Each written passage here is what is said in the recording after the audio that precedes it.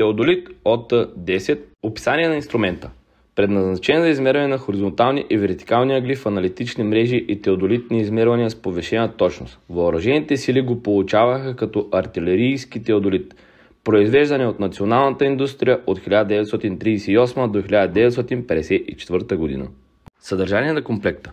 Теодолит в кутия, статив, сгъваеми далекомерни рейки с дължина 3 метра, визирни марки, кутии за батерии тип 3x-C, тройници с 2 проводника, щепсели и осветител на молив, трегери с оптически водници, резервни кружки, разширителен ключ. Теодолит. Глава. На нога може да се сложи. Прилича нови там, но е руски. Тежък. Хоризонтален, вертикален кръг.